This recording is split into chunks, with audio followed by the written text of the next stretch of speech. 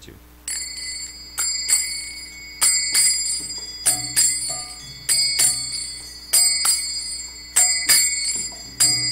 Gerardo Madhava Kunda Bihari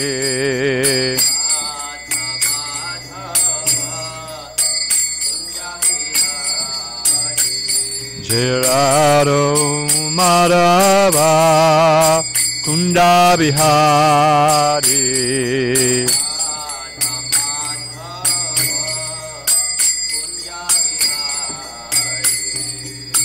Gopijanda Balaba Girivanadari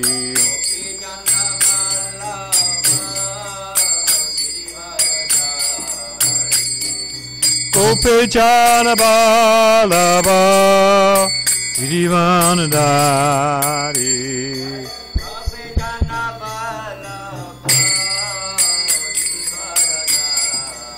Jasoda Nandana Bhajana Ranjana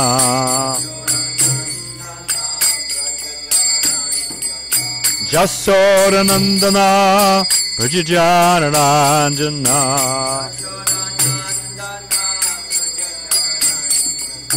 Jamuna Tira Vanatari Jamuna Tira Vanatari Tira Vanatari Gerardo Madhava Kunda Bihari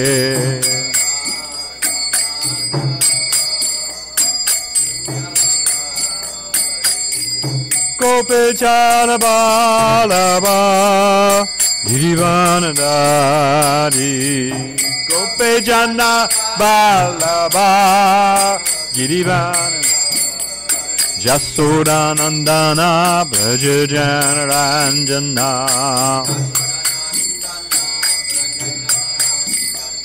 Jamuna Tira Vanatari Jamuna Tira Vanatari Hare Krishna Krishna Krishna Hare Hare Hare Rama Hare Rama Rama Rama Hare Hare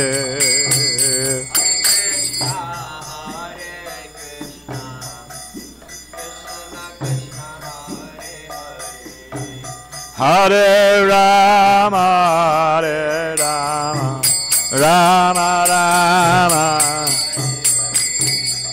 Hare Krishna, Krishna Krishna, Hare Hare, Hare Rama, Rama Rama, Hare Hare, Hare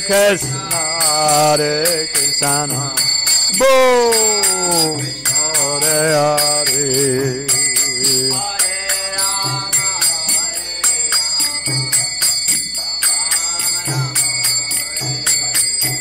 Hare Krishna, Krishna Krishna, Hare Hare, Hare Rama, Rama Rama, Hare Hare, Hare Krishna, Krishna Krishna, Hare Hare, Hare Rama, Rama Rama, Hare Hare, Hare Krishna, Krishna Krishna, Hare Hare, Hare Rama, Rama Rama, Hare Hare, Hare Krishna, Krishna Krishna, Hare Hare, Hare Rama, Rama Jaya Radha Madhava Kunda Vihari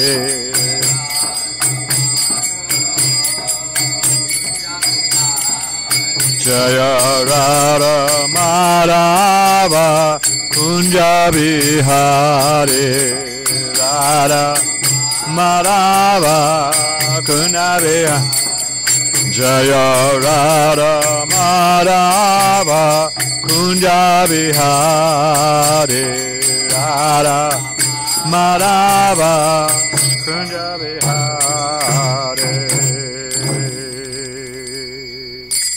Jai Om Vishumpad Paramahansa Pariva Chikashaya Sita Deshisham His Divine Grace Abhaya Children Bhakti Vedanta Sai Maharaj Prabhupada Ki ISKCON BBT Founder Charya Guru Srila Prabhupada Ki Ananda Kota Vaishya Brinda Ki Nam Charya Srila Haridas Thakur Ki Prem Shri Guru Shri Krishna Chaitanya Prabhu Nityananda Shri Dvaita Gadadhar Shiva Sri Gaur Bhakta Brinda Ki Shri Shri Radha Krishna Gaur Gopinath Shama Kunda Radha Kunda Gita Govardhan Ki Vrindavan Dham Ki Mathura Dham Ki Dwarka Dham Ki Navadi Dham Ki Jagannath Dham Ki Chamuna Mai Ki Ganga Mai Ki Just say Jamuna Mai Ki Tulsi Maharani Ki Bhakti Devi Ki Samveda Bhakti Vindiki, Srila Prabhupada Ki, Sri Radha Giridhari Ki, Sri Krishna Sankirtana Jaga Ki, Gopremanande. All glories to the Sum of devotees, all glories to the Sum of devotees, all glories to the Sum of devotees, all glories to Divine Lidasita, Sri Sri Guru and Gauranga. Hare Krishna. We could turn this up just a touch. I don't think we pay by the volt. Or amp? What would you call it? You will surrender or else. Or as Srila Bhaktivinoda Thakur says, cavil as you will, you must surrender. You know, cavil means quibble, argue, niggle. Huh? Yeah, niggling's a good word. Did we say Om Namo Bhagavate? Om Namo Bhagavate Vasudevaya. Om Namo Bhagavate Vasudevaya. Janardanji. Om Namo Bhagavate Vasudevaya. Om Namo Bhagavate Vasudevaya. Tata Swa Bhartush Charanambuja Savam Jagat Guros Chintayati Na Chapa. No, good. He's got it. Yeah, no, he's got it. Thank you. Chaparam Dadarsha Deho Hata Kalmasa Sati Sadya Prajajvala Samadhi Jagnina Tata Swabartush Charanambuja Savam Jagad Gurush Chintayati Nachaparam Dadarsha Deho Hata Kalmasa Sati Sadya Prajajvala Samagdi Jagnina Tata Svabartush Charanambuja Savam Jagan Gurosh Chintayati Nachaparam Dadarsha Deho Hata Kalmasa Sati Sadya Prajajvala Samadhi Jagnina Tata Swabartush Charanambuja Savam Jagad Gurush Chintayati Nachaparam Dadarsha Deho Hata Kalmasa Sati Sadya Prajajvala samadhi jagnina.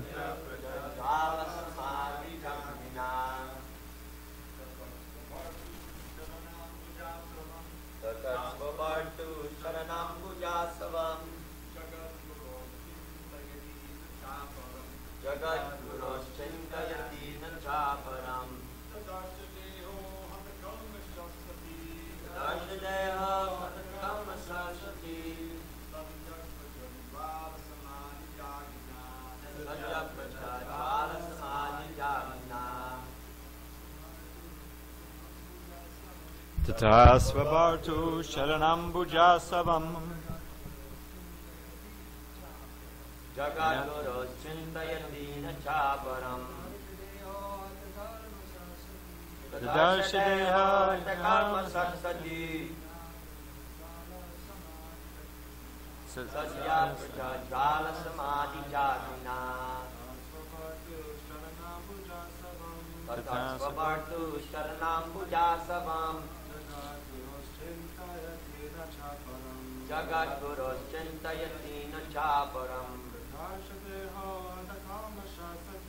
Tadarshadeha karma sarsati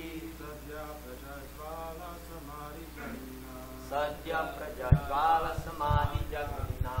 Tata, there, Savartu, of her husband, Charana Ambuja Ashavam, on the nectar of the lotus feet, Jagat Guru, of the supreme spiritual teacher of the universe,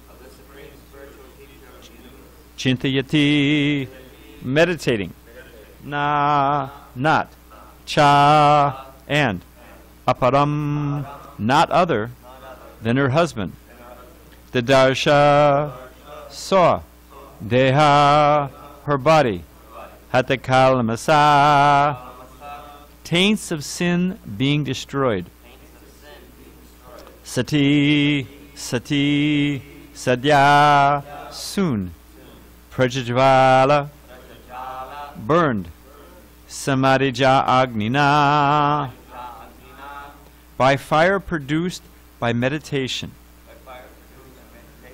Translation. Sati concentrated all her meditation on the holy lotus feet of her husband, Lord Shiva, who is the supreme spiritual master of the whole world.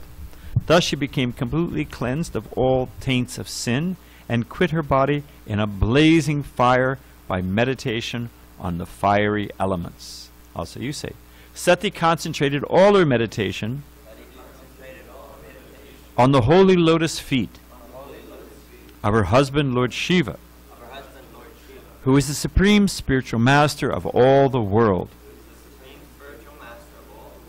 Thus she became completely cleansed of all taints of sin and quit her body in a blazing fire by meditation on the fiery elements. Purport.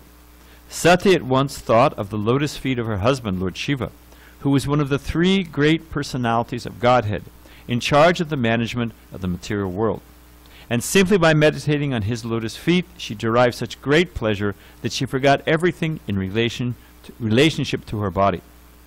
This pleasure was certainly material because she gave up her body for another body that was also material. But by this example, we can appreciate the devotee's pleasure in concentrating his mind and attention on the lotus feet of the Supreme Lord Vishnu or Krishna.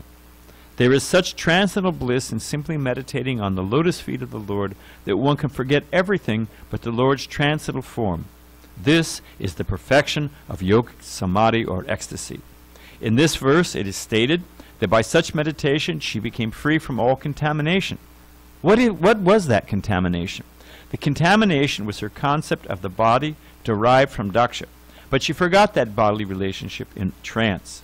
The purport is that when one becomes free from all bodily relationships within this material world and simply places himself in the position of an eternal servant of the Lord, it is to be understood that all contaminations of his material attachments has been burned by the blazing fire of transcendental ecstasy. It is not necessary for one to manifest a blazing fire externally. That's good news. For if one forgets all his bodily relationships within this material world and becomes situated in his spiritual identity, it is said that one is freed from all material contamination by the blazing fire of yogic samadhi or ecstasy. That is the topmost perfection of yoga. If one keeps his bodily relationships within this material world and poses himself as a great yogi, he's not a bona fide yogi. In Srimadbhagavatam 2.4.15, it is stated, Yat kirtanam yat smaranam, simply by chanting the holy name of the Supreme Personality of Godhead, simply by remembering the lotus feet of Krishna, simply by offering prayers to the Supreme Personality of Godhead, one is immediately freed from the material contamination, the material bodily concept, by blazing fire of ecstasy. This effect takes place immediately without a second's delay. One more paragraph. According to Sri Jiva Goswami, that Sati quit her body means that she gave up within her heart her relationship with Daksha. Sri Vishnu Chakravarti Thakur also comments that since Sati is the superintendent deity of the external potency, when she quit her body, she did not get a spiritual body, but simply transferred from the body she had received from Daksha. Other commentators also say that she immediately transferred herself to the womb of Menaka, her future mother. She gave up the body she had received from Daksha and immediately transferred herself to another, better body, but that does not mean that she got a spiritual body. Om Ganata Madandasya Gyanagana Salaka Jakshu Shrimadatangina Tazani Shi Gurave Namaha.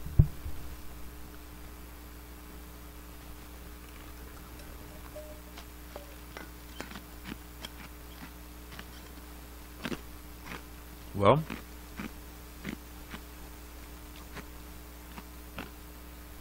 I wanted to say a few preliminary or ancillary points first. It says that Lord Shiva is one of the great personalities of Godhead. What? Pantheism? Shiva is the same as God? What is it? This is, don't say anything, Dravida or Dharma Setu. This is such a softball underhand pitch that the rest of you guys can get it. Oh, you want to guess? Okay, go ahead. Huh? Okay, but that wasn't what I was going to say, but I appreciate your enthusiasm. What dairy products are Vishnu and Shiva compared to? You want to redeem yourself? And is there a difference? Throughout our philosophy, Achinta Beta Beta Tattva, it shows up in so many places.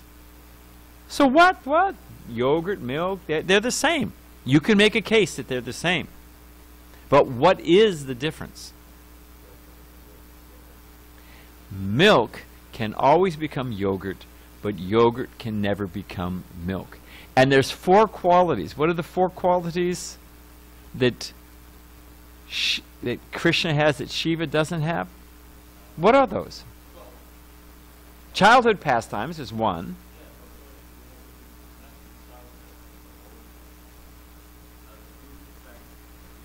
Flute, he plays a flute that attracts everyone.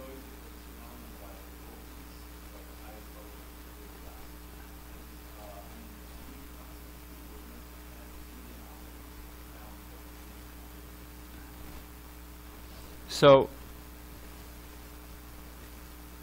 Krishna can always become Shiva, but Shiva can never become Krishna, although he's practically the same in potency. He particularly oversees what you were saying earlier. There are 3 aspects of the material nature, are 3 states, if we were to generalize. What are those 3 states? Damodar Kumar. Things are being created. What else are they? Being maintained and being destroyed. So Vishnu, which is the most difficult of the 3? Maintain. What is the easiest? Destroying. So Brahma's creation, Vishnu is maintenance because it's the most difficult, and Lord Shiva takes charge of destruction. So on one hand, so that's what it means, one of the great personalities, but there's a nuance to these things. I appreciated in the last paragraph, Prabhupada talks about Sri Jiva Goswami, then he says Vishnu Chakravarti Thakur says, and other acharyas say, but they're all in harmony. We don't find, there is a pastime in the Chaitanya Charitamrita where how to make it not too easy but easy.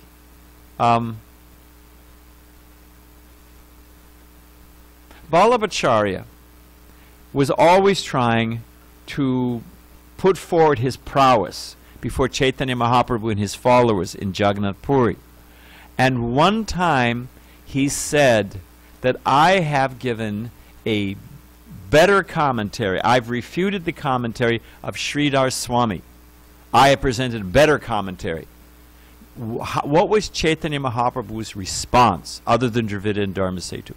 What was Chaitanya Mahaprabhu's response?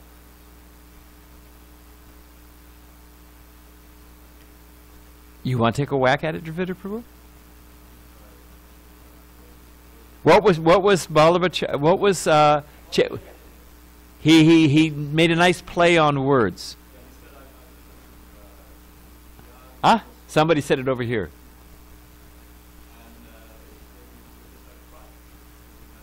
Chaitanya said you're just like a prostitute, because Swami can also be mean husband, and one who rejects a follower, a wife who rejects her husband, she's just like a prostitute. And the point is that we do not, when you read, and it comes up in Prabhupada's purports, it comes up in other places, it comes up with other acharyas, but you find that they don't say, oh, he was wrong and this is right. They very sweetly balance, expand, elaborate. Prabhupada said our philosophy is like a jewel, a facet. You turn it and it catches the light in different ways. So they'll turn it to catch it in a different light, but not in a way that counters or undermines or dismisses the statements of the previous acharyas. And Prabhupada used to say we should not try to jump over. Oh, I've got a bright idea, or I'm going to get a synthesis of all the different, no.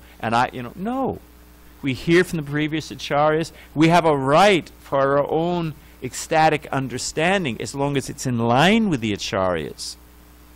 But we don't speculate. We don't refute. And the acharyas respect the previous acharyas.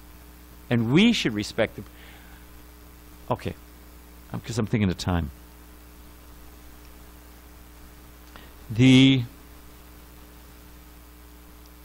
Just on that light of how to understand the Shastra and the previous acharyas, and how they're not, we had one big Swami who was saying, oh, the acharyas say this, but the Sanskrit says this, So we are in line. We don't try to counter. Sariputta told me that Prabhupada told him the difference between philosophical and mental speculation. Prabhupada said philosophical speculation is good. It means the brain is like a Muni, one's brain is working. But mental speculation. So the difference is philosophical.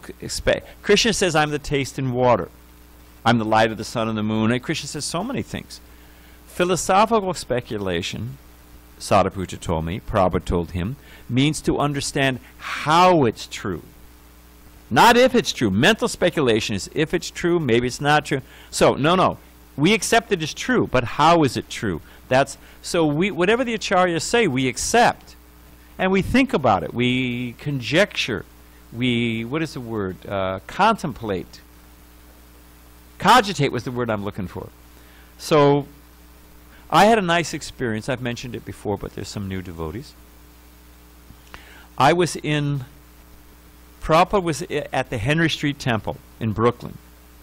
And remember there was that garden in back? There was that little garden in back. And tons of devotees. I don't know how many devotees were there when Prabhupada was there. I forget the year, but there was just, you were there, you must have been there. You must have been there by that time. Oh, you were definitely. Huh? Oh yeah, definitely. He'd been there for some years. So many devotees from everybody east of the Mississippi, practically speaking. And so, but sleeping everywhere on the landings, on the on the what do they call that? The fire escapes. I mean, devotees were sleeping everywhere. So the temple president, Gopi Janabalava was the temple president at that time, I think. And maybe Bali, I forget. But the point was, they wanted guards to, around the clock, guard Prabhupada's backyard so nobody made noise, And by Krishna's grace, I took the 1 to 3 a.m. shift. And about 2 o'clock in the morning, the light went on in Prabhupada's room. And it was such that there was a half basement, or a basement, so the window was up a little bit, the first ground floor. So you could see in very, very easy. It was up a little bit. And when it's dark outside and someone turns a light on inside, you can see very nicely. You can see very clearly. So I saw Prabhupada come in and sit down behind his desk. He turned on his desk lamp. And he took, the translation work, word for word, that Pradumna had done, the night before, day before, looked it over, made a few comments on it like that. Then he sat back and began to give his Bhaktivedanta purports. And he turned on the dictaphone, said a few words. Then he sat back, said a few more words. Then he reached back and he took back his Bhagavatam with 5 different commentaries, what Sridhar Swami, Jiva Goswami, Vishnu Chakravarti Thakur, I forget who the... Madhvacharya, and who else? I don't know, but yes, but 5 different... And he read that, then he made a few comments, then he took Chaitanya Charitamrita with, by Bhaktisiddhanta Saraswati Thakur's comments, and I was thinking, I was watching Prabhupada take all these sources, think about them, and then pour them out onto the pages of his Bhaktivedanta purports. And I was seeing like all the rivers, all the little tributaries come flowing out of the mountain, and then they flow into the Ganga, and the Ganga flows into the ocean. So we're not missing anything, everything is perfectly distilled and presented, and just for our time, place, and circumstance by Srila Prabhupada in Prabhupada's purports. So we're hearing from the previous acharyas. We shouldn't think, well, how do we see the acharyas? Do we see Srila Prabhupada through the light of the acharyas, or do we see the acharyas through the light of Srila Prabhupada? The latter. We see the acharyas through the lens of Srila Prabhupada. We don't say, oh, well, Prabhupada said this, but, so-and-so else, they follow the jiva, and so-and-so says, and, Actually, if we see a difference between the acharyas, we have a misunderstanding. There's no difference in the acharyas. They're all saying the same jewel from different angles. And the way we come to the proper conclusion is by hearing from Srila Prabhupada. Somebody said to Prabhupada on a morning walk, oh, Srila Bhaktivinoda Thakur is my favorite author. Prabhupada said, second favorite. And it wasn't out of arrogance or, because Prabhupada knew how to train us. As Rabindra Swarup used to say, because you get these and I don't mean to be disrespectful, but still sometimes you have to call a spade a spade. They would come and say, oh, your Srila Prabhupada did this and did that, and this, so many things, Rabindra says, they have not spent time in Times Square. In other words, Prabhupada, he knew New York. He lived with the American people, with Sally and what was in the fridge, Prabhupada, he knew exactly what was going on. So he knew how to present the timeless wisdom according to time, place, and circumstance. And if we try to go around that or jump over it, we are fools extraordinaire. Okay, time. Because I did have something else I wanted to say.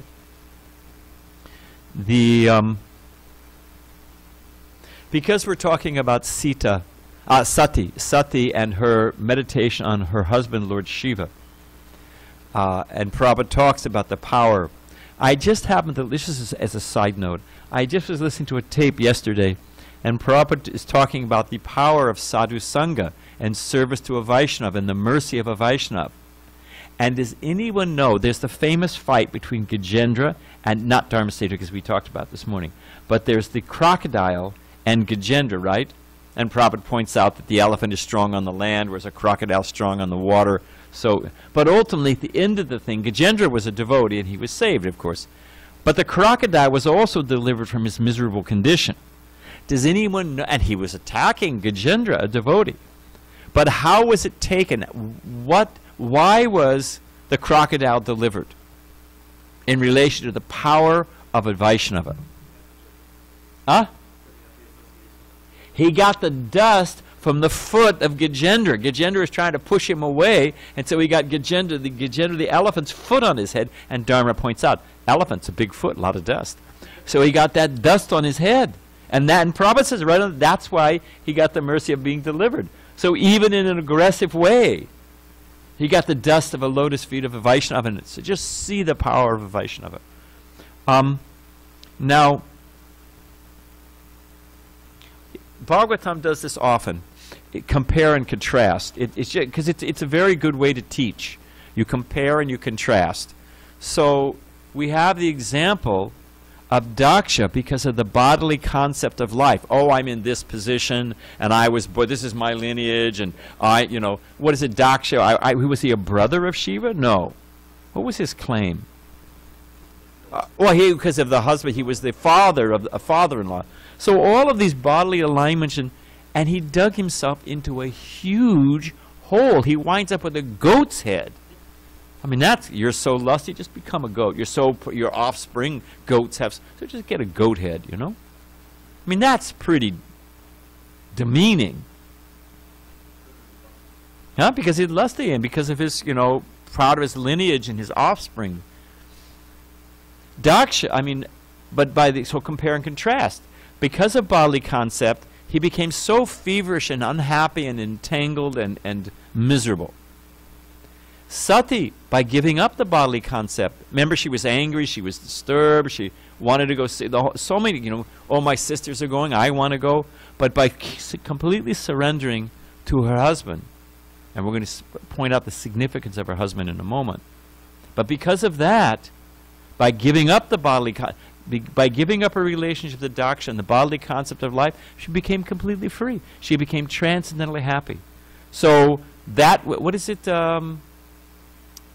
does not that thing therapeutically treated become the cure of the self-same disease, Narada Muni says. So bodily concept took daksha to hell, and the freedom from that delivered sati from all anxiety. So it's the same thing, you just cut the connection. And it shows the importance, the danger of culturing that, and the necessity of cutting. Now, the main thing I wanted to say was that we can take this as an analogy. Because because we don't have much time. The things can be historical and also be allegorical. Just like we had the battlefield of Kurukshetra. Prabhupada says, I was on one tape, I can take you by the nose and drag you to Kurukshetra. I mean, Gandhi says what? It's the body and the senses of Pandavas, and Arjuna is the higher self, or Krishna's the higher self, and Arjuna is the lower, complete, there's so many concoctions. So Prabhupada, and you could tell he's, having said it so many times, he's still angry. Prabhupada says, I can take you by the nose and take you to Kurukshetra. I mean, it's real, it's a historical event. At the same time, it also can be seen in allegorical light, and the Bhagavatam does it, one doesn't discount the other. They're not mutually exclusive. So in the same way, Prabhupada talks, after Puranjana becomes a woman and she becomes the queen I forget the king's name, but she's, yes, thank you, but she's the daughter of King Vidarbha, so she's called Vidarbhi, and her husband dies.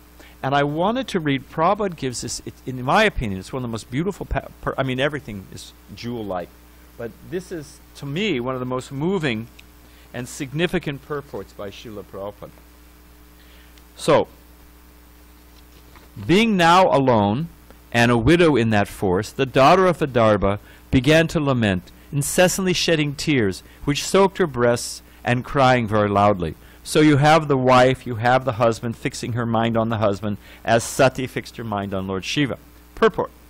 Figuratively, the queen is supposed to be the disciple of the king. Thus, when the mortal body of the spiritual master expires, the disciple should cry exactly as the queen cries when the king leaves his body.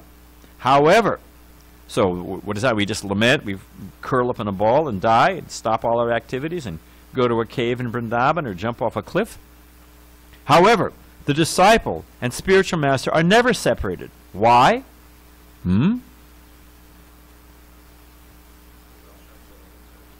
There's Vani and Vapu. So as long as you're associated with the instructions, there's no separation. Prabhupada said, someone said to Prabhupada, oh, you were all alone in New York City? Prabhupada says, I was never alone. My spiritual master was always with me.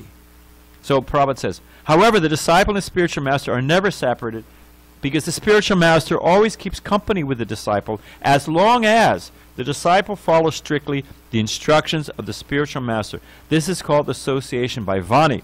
Physical presence is called Vapu. Next text. It's worth it. I'm going to read 2 of these texts and purports. 3, sorry. O best of kings, she's saying to her dead husband, get up, get up. Just see this world surrounded by water and infested by rogues and so-called kings. This world is very much afraid, and it's your duty to protect her. Prabhupada's purport. When the Acharya comes, following the superior orders of the Supreme Personality of Godhead or as representative, he establishes the principles of religion as enunciated in Bhagavad Gita.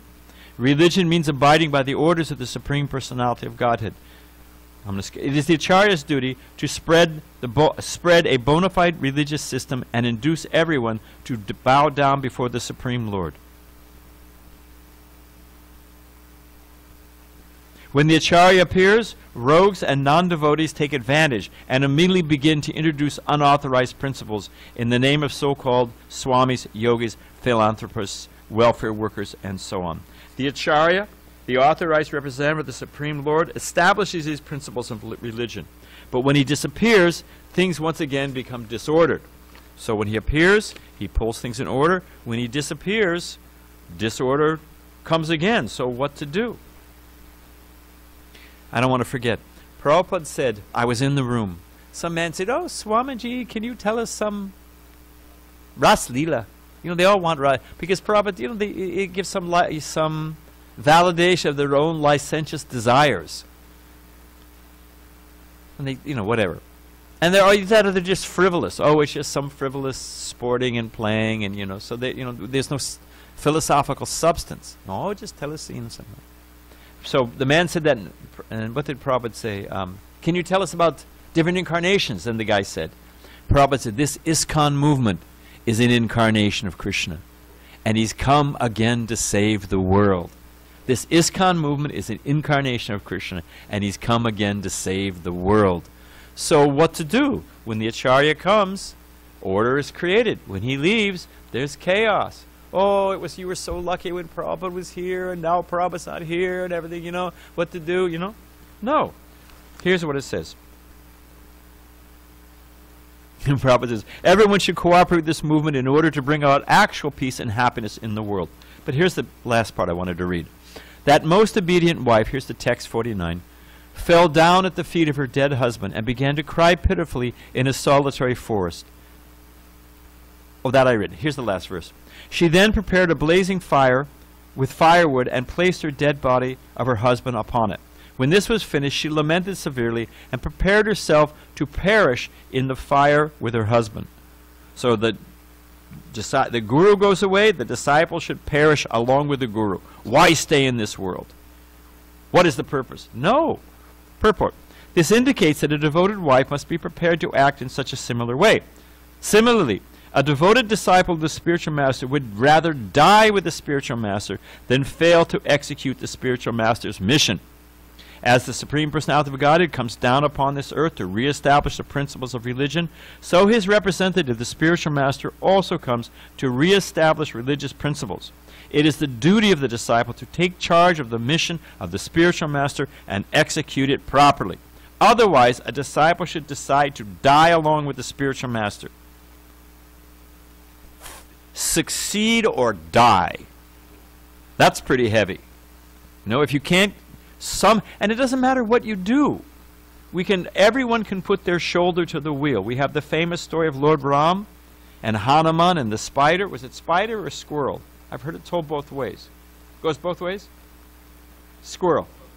We lean towards squirrel? Anyway, it doesn't matter. Huh? I think we lean towards squirrel because that's why he's got the stripe on his back, because Lord Ram blessed him afterwards. I don't know, that's folklore, but the point is that it doesn't matter what you do. It matters about putting your shoulder to the wheel, whatever amount of energy you have, and Krishna is fully satisfied. So I'll just finish this, and then just one closing thing.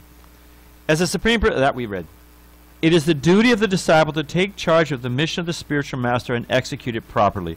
Otherwise, the disciple should decide to die along with the spiritual master. In other words, to execute the will of the spiritual master, the disciple should be prepared to lay down his life and abandon all personal considerations. So that's samadhi. We are in samadhi. Sometimes ISKCON is criticized by those who are superficial as the blue-collar wing of Gaudiya Vaishnavism. Oh, you guys are out there working hard, collecting money to maintain temples. You're selling books and, trying to twist people's arms and convince them of Krishna consciousness. And, you're folding laundry and, you're doing all these things. Okay, you have to do these material operational things. But when you become highly advanced, you'll be in Vrindavan, just sitting at Radhakund, thinking of Radha and Krishna. And actually, you'll be thinking about the monkeys and what they're up to, but that's another story. But that's the presentation. But no, don't think about the color red. Prabhu, do not think about the color red. How's that going for you?